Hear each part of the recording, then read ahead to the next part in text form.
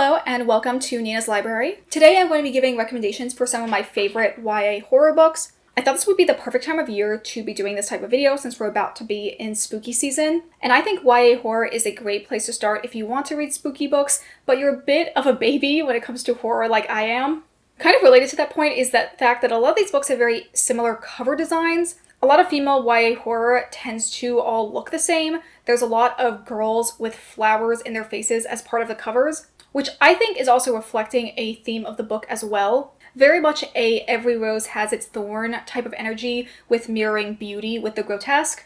In these books, the horror elements, while they can be unsettling or gross, are often kind of eerily beautiful. And even with the similarities in the cover design, I think the books on my list do cover a wide range of horror subgenres. I also wanted to include some books that I haven't read yet, but I do hope to be able to read this coming October. So with that intro out of the way, let's get into the video.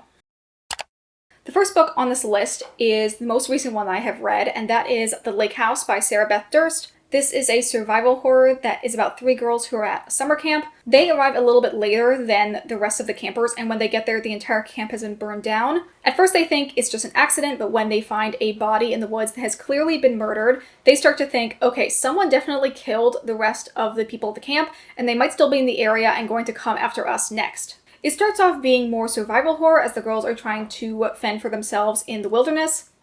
And later on, it turns to have more traditional slasher tropes, as well as having a supernatural element. Some parts of this book are underdeveloped, but overall I had a good time, and I felt it was very fast-paced and engaging. And I was just really enthralled with the ways the girls were getting creative to find food and shelter and all that. The next book on this list is Wilder Girls by Rory Power. This is kind of like a post-apocalyptic survival horror. The setting of the book is a all-girls school on a remote island that a few years prior became quarantined when a disease broke out that caused all of the girls on the island to start mutating in different ways. The conflict of the book centers around kind of growing tension as the girls start to think that they may never be able to go home, and also them just trying to fight for their lives while living on the island. Because not only did the disease cause them to mutate, it also caused all of the flora and fauna of the island to change as well. I thought the pacing of this book was very good, and I also feel like the body horror was really cool and interesting over being outright scary. I also really liked the military medical plotline about what caused the disease.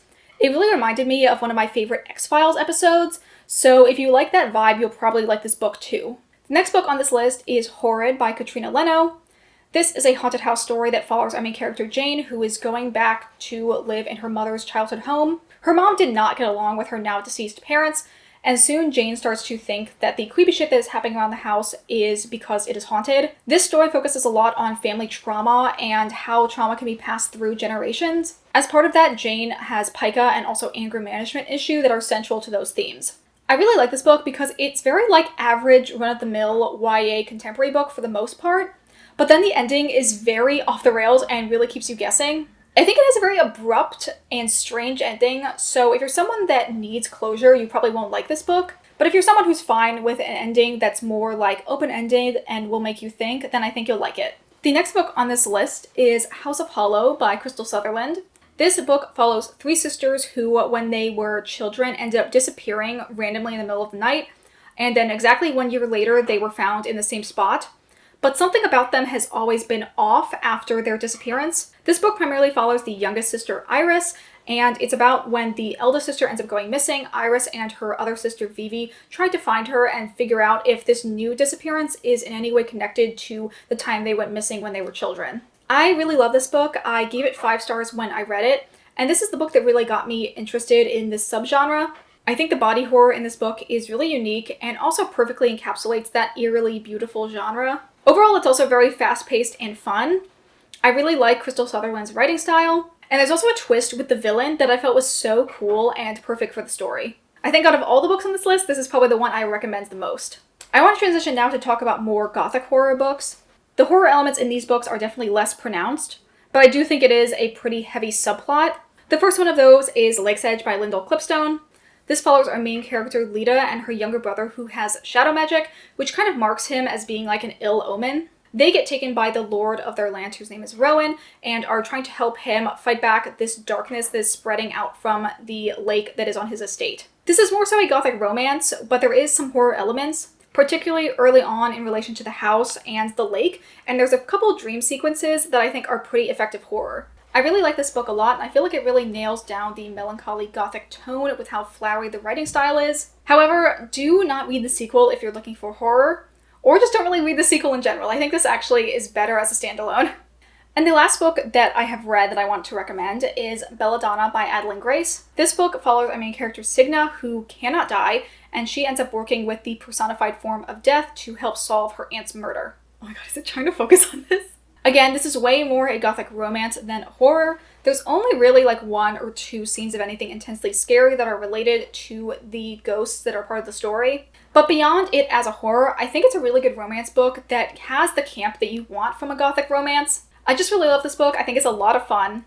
I really love the main characters, and I think they have a lot of good chemistry. Now we are going to be talking about some of the TBR books I have for this October. The first one on that list is What Big Teeth by Harry Sabot. This follows a girl who goes back home to her estranged family. I think that all her family are werewolves, and being around them is like bringing out her more monstrous, bloodthirsty side of her own werewolfness, which is the reason that she left them in the first place. I was a little apprehensive about reading this because I did read a sample of the book a couple years ago, and I was a bit confused, but I'm willing to give it another shot. The next book I'm planning to read is The Dead in the Dark by Courtney Gold.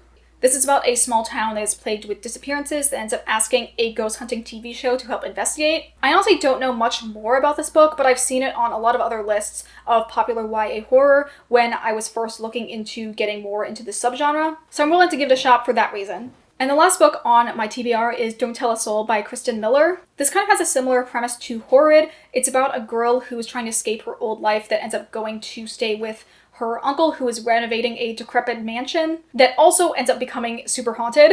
This is kind of more so a cover buy for me because I just love it. I feel like it's the perfect mix of creepy and beautiful, which you can probably tell from the other books on this list is definitely a niche that I am easily drawn to. Anyway, that is all for this recommendation video. Hopefully from this you'll find maybe 1 or 2 books that you're interested in checking out this spooky season. But that is going to be it for me today. If you enjoyed this video, please consider liking it or subscribing if you aren't already. And I hope you all have a wonderful day, and I will see you all in the next video. Bye!